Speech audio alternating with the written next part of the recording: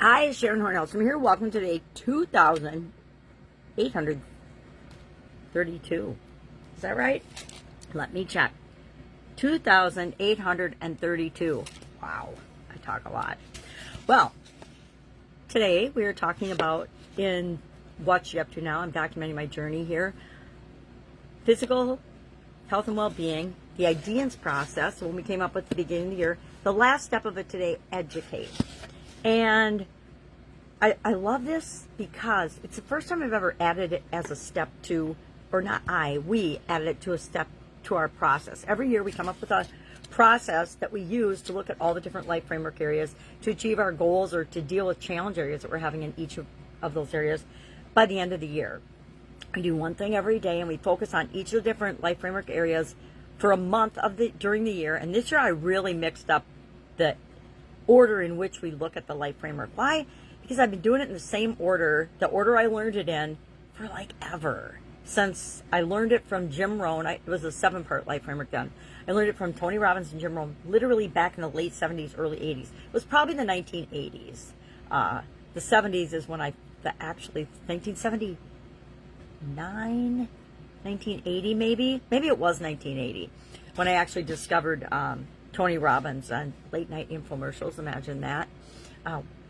But I digress. Anyway, this year we added educate to our process. And I love it because, thank you, Steve Larson, for teaching me or reminding me and reinforcing for me the power of sharing what you learn, sharing what you know. It's part of why I do videos. It's part of why I show up, is because I know that sharing what I'm learning, what's working for me, what's not working for me, helps me to reinforce that learning. So mistakes I've made, I don't do them again. I come up with all new mistakes to make if I'm looking to screw something up or if I'm not going in the right direction. But if I can save one person from not making some of the dumb mistakes that I've made, I think it's worth it. It's worth the little bit of embarrassment that comes along with, okay, I did this really dumb thing today, and this is what I learned from it. So don't do the really dumb thing, just take the lesson. Because if we can, it's really, really powerful to model success of other people, but we usually don't know the majority of the journey that they had leading up to that. So if we can actually uncover and understand some of the mistakes and the trials that they had and not do those things if they don't feel right for us, but guess what? Some of the mistakes they made might be super successful for us. That's why it's as powerful to learn, if not more powerful, to learn from mistakes of other people. And most people don't do that, right? We don't know how somebody that is a hero to us, all the steps that they really took along the way and what their journey was, because everybody's journey is different. I digress. So today we're talking about physical health and well-being and IDEANCE process, step 7, which is to educate. And how can we use educating or sharing? Education is just sharing something that you've learned or an aha that you had with somebody or something else, right? You can share it on social media. You can share it with a friend. You can have it come up in a conversation. However you want to do it, that reinforces the learning for you. And in this day and age, we need to reinforce all the positives that we possibly can for ourselves.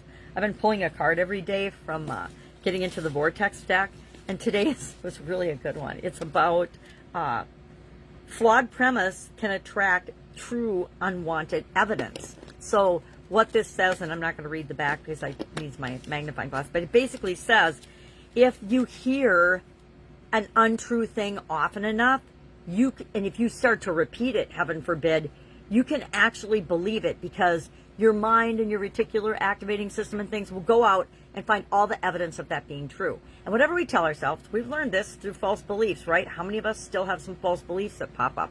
All of us, because there's very few people that are totally ascended and enlightened. And there are some, I don't know any, but there are some that don't be impacted by false beliefs or things outside of themselves. But most of us, there's so much stuff coming at us all the time, and whether we think we're absorbing it or not, we are.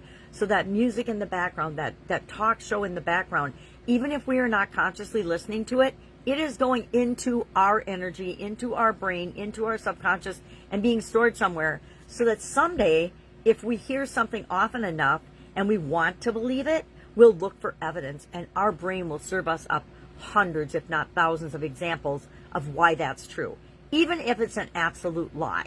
Have you ever thought you're not good enough? Have you ever thought you didn't deserve something? And then all of a sudden you have the thought and you think it a little bit, and all of a sudden your brain and your subconscious starts serving you up tons of different examples of why you're not good enough and why you don't deserve something, which is always a lie. I digress. So I thought that was a good card. It's something I hadn't done for a long time, and as part of building my school, I'm involved in other communities there. Skool's a platform, a new platform that I'm absolutely loving being on. It's going to allow me to simplify everything that I'm doing, everything that I've done, everything that I've wanted to do in one really simple, straightforward place. And to me, that's pure gold and pure magic, because otherwise I was always taking all these different pieces of things and trying different things and doing different things, and it's super complicated. And the older I get and the wiser I get, the more I understand it doesn't have to be this hard, right? Life and business and relationships in any area of our life, it doesn't have to be hard. We're the ones that make it hard. So loving that. Also, doing the annual challenge. I think I already have an idea for next year's annual challenge. If you have an idea for that, just send me, hit me up, message me, call me, DM me, whatever. But otherwise, I actually think I have an idea for it, which is really exciting, because I think this is probably the earliest time in the year that I've already had next year's idea thought of.